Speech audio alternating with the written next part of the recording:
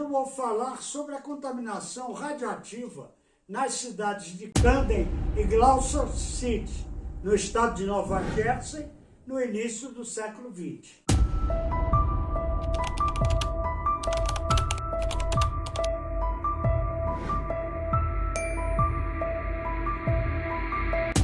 Essa é uma história incrível sobre as situações pelas quais a modernidade ou a tecnologia podem causar, se não forem cercadas de cuidados abrangentes e, sem isso, vindo a ocasionar muitas consequências imprevistas.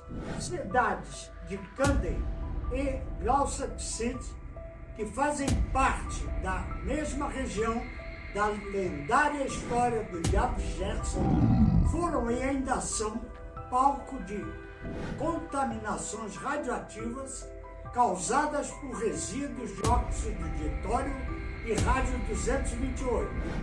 Deste fato, que até hoje causa um desafio enorme para a Agência Ambiental Norte-Americana, tomei conhecimento através do artigo do médico canadense Dr. Tom Laughlin sobre a cidade de Camden, e por ser o local de trabalho do personagem Mikhail Abdallah Georgian, do meu livro Jogo Feito, uma história a ser contada, minha escolha aleatória pela cidade de Camden foi em razão de Mikhail ser um vendedor de classe média que iria se destacar nos cassinos de Atlantic City, em geral de residências mais alta classe, onde ele não tinha condições financeiras de morar.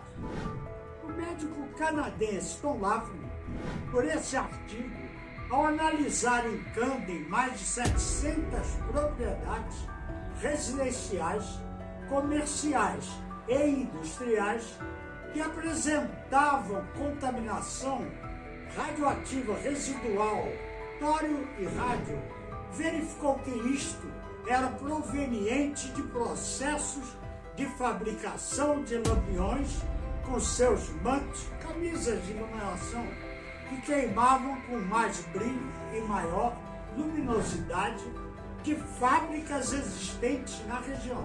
Um cientista austríaco e importante químico ali residente, Karl Auer von Felsbach, começou a produzir em 1890 os referidos mantos, mergulhando-os numa mistura de óxido de tório, 99%, e 1% de óxido de sério, que quando aquecidas emitiu mais brilho e luminosidade do que as lâmpadas elétricas já existentes naquela época, porém de pouca duração e ainda de péssima qualidade.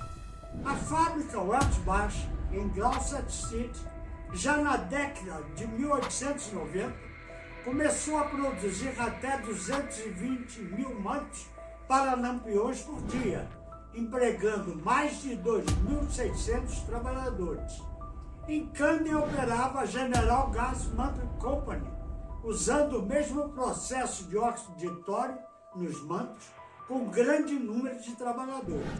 Embora ambas as empresas tenham fechado suas portas na década de 1940, à medida que a luz elétrica se tornou mais popular, face à melhoria de sua qualidade, até aquela ocasião, por falta de conhecimento de uma política severa de qualidade ambiental, os mantos de lampião, desde o início de sua fabricação, continuavam a serem descartados nos terrenos, praças e ruas, quando emprestados. Desta maneira, os resíduos de tório e sério, ainda presentes nestes mantos, continuavam contaminando a superfície terrestre de modos desiguais, devido à intensidade ou não do descarte dessas mantas. Segundo o Dr. Tom Laughlin, a presença da contaminação radioativa foi confirmada em um estudo de 1981 da EPA, porém a tarefa de compilar a enorme quantidade de dados ficou complicada pelo fato desses serviços terem sido aferidos por múltiplas agências governamentais, bem como por prestadores particulares, ao longo do estudo dos locais contaminados. Para atingir esses objetivos, segundo o Dr. Tom Laughlin, tem sido um elemento crucial o desenvolvimento do site WellsBackGIS, pois ao utilizar a internet, aplicações GIS personalizadas e computadores portáteis, os vários tipos de dados ficam disponíveis para muitas pessoas ou empresas que deles precisam em tempo hábil, para a escolha desse ou daquele terreno.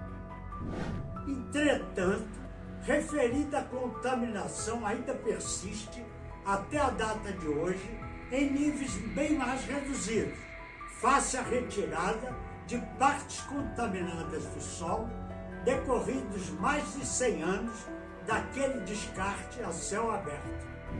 A respeito do Dr. Karl Auerbach, importantes descobertas desse notável cientista podem lhe ser creditadas, como por exemplo o mineral auerlita, composto de tório, silício, fósforo e oxigênio, dotado de uma estrutura cristalina e que se torna interessante para estudos geológicos e mineralógicos.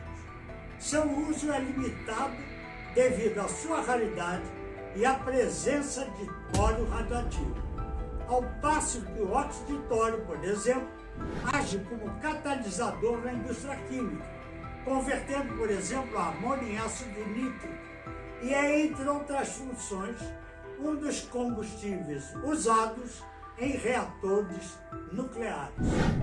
No artigo do Dr. Laughlin, não consta qualquer morte ou ferido em virtude da contaminação radioativa. Entretanto, o relatório oficial da Agência Ambiental Americana talvez não tenha interesse em relatar essas situações. E por hoje fica por aqui.